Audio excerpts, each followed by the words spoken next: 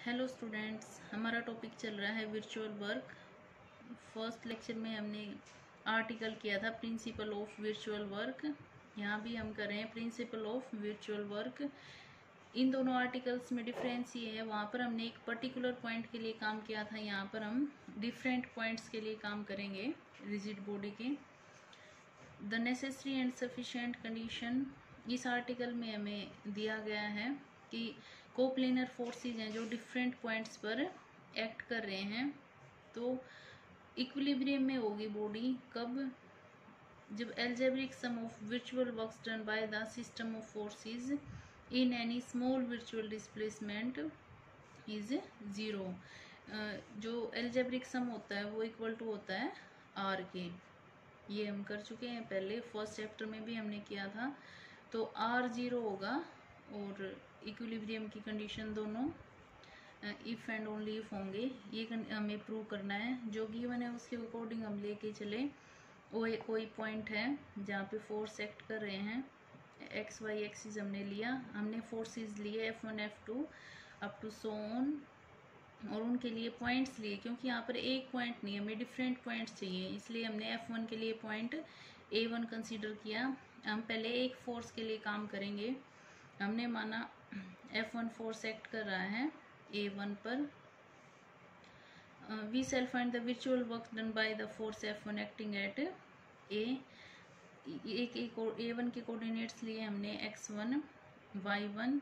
उसके बाद इस फोर्स के इफेक्ट से हमने माना इसकी पोजीशन चेंज हो गई है और वो हो गई है A1 डैश, जिसके कोऑर्डिनेट्स हैं x1 डैश और y1 डैश।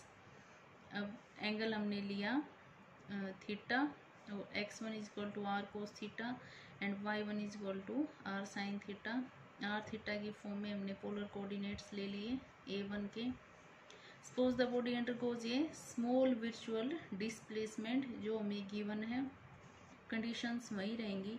तो यहाँ पर तीन ऑप्शन है जहाँ पर बॉडी मूव कर सकती है, या तो एक्स एक्सिस के पैरेलल या वाई एक्सिस के पैरेलल, या फिर रोटेशन में किसके, जो ओ पॉइंट है उससे रोटेशन में थीटा एंगल से रोटेट कर सकती है।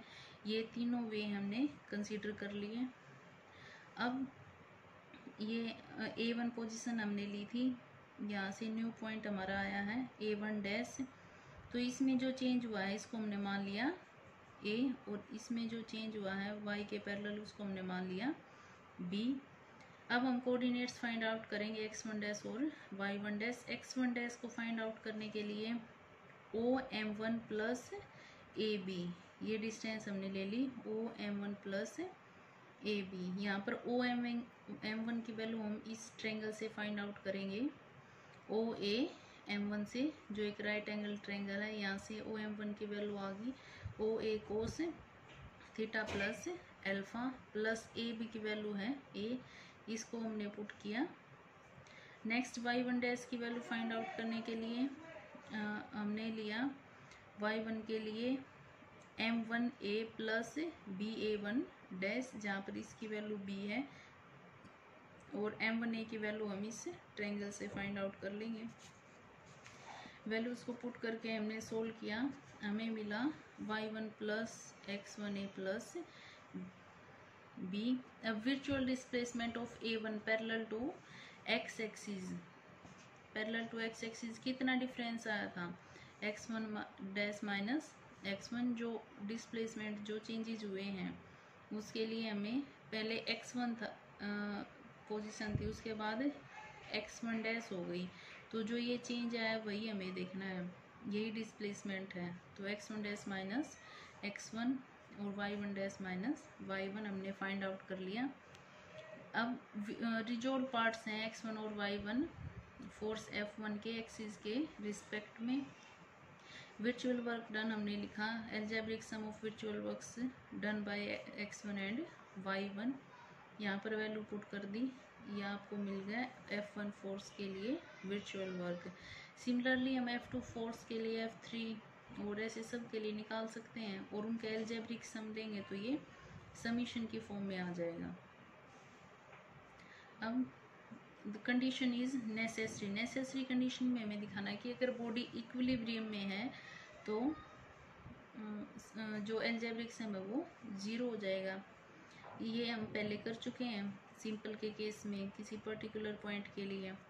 तो हमने यहाँ पे लिया if the body is in equilibrium, equilibrium में होने के लिए इन सब को 0 होना पड़ेगा तीनों को। तो x1 y1 और ये टर्म 0 हो जाएगी। नेक्स्ट में अगर सफिशिएंट है तो, क्योंकि ये हमें गिवन है algebraic sum of virtual work done by the forces is 0, अगर ये 0 है तो तीनों को सेपरेटली 0 होना पड़ेगा। तो x1 y1 z1 सारे 0 हैं। तो यहाँ पे जो आपके विर्चुअल डिस्प्लेसमेंट थी x एक्सिस के कोरस्पॉन्डिंग y एक्सिस के और थीटा की ओ से रोटेशन में जो विर्चुअल डिस्प्लेसमेंट थी सब 0 हो जाएंगी। तो बॉडी किस में हो जाएगी, इक्विलिब्रियम में। नेक्स्ट है 2 इम्पोर्टेंट रिजल्ट्स, ये एग्ज़ाम के लिए इम्पोर्टेंट है। The virtual works done by the tension in a virtual extension of a string from length L to L plus delta L is minus T delta L where T is tension in the string। इस पे हमें काम करना है। हमने एक string Lee A B, उसके बाद हमने माना ये डिस्प्लेस होकर पोजीशन पे जा रही है ए डैश बी डैश, और एंगल हमने माना थीटा जिससे रोटेशन हो रही है। अब टेंशन टी ली हमने, जब हम टेंशन लेंगे तो उसकी डायरेक्शन इनसाइड होगी। और नेक्स्ट केस में के लिए भी बता देती हूँ, थर्स्ट पे जब हम काम करेंगे तो उसकी डायरेक्शन आउटसाइड होगी। अब हमने विजुअल वर्क फाइंड आउट करना है। ये टर्म्स आप देख सकते हो, ए बी एल लिया है, A dash B dash L plus delta L लिया है, टी टेंशन ली है, और ये परपेंडिकुलर्स लिए हैं ए डैश एल और बी डैश एम। अब है virtual work done by the tension when string is displaced from position A B to A dash B dash. जब स्ट्रिंग की पोजीशन चेंज हो रही है तो work done, virtual work done क्या है वो हमें देखना है। Sum of the virtual work done by T at A and T at B, ये सम हो जाएगा टेंशन ए पे क्या काम कर रही है और बी पे क्या काम कर रही है।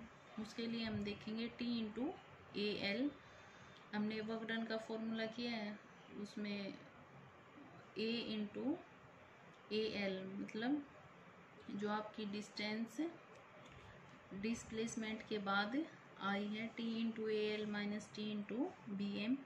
ए एल की वैल्यू हम यहाँ से फाइंड आउट करेंगे, A B minus L B हो जाएगा, और बी एम की वैल्यू हम फाइंड आउट करेंगे, वो L M minus L B हो जाएगा। अब यहाँ से एक टर्म कैंसिल होगी, हमारे पास बचा है A B minus L M. A B minus L M की वैल्यू हम यहाँ से निकाल लेंगे, L M is equal to A dash B dash into cos theta. अब कोस थीटा की एक्सपेंशन का हमने यूज़ किया, हायर पावर्स को नेगलेक्ट कर दिया, यहाँ से हमारे पास बचा minus T delta L. Next article same है, यहाँ पर सिर्फ थर्स्ट की वजह से चेंज आ रहा है और इसकी वजह से चेंज आपका इस डायरेक्शन में आएगा, यहाँ पर डायरेक्शन आपकी आउटवर्ड हो जाएगी और उसकी वजह से यहाँ साइन में चेंज आ जाएगा।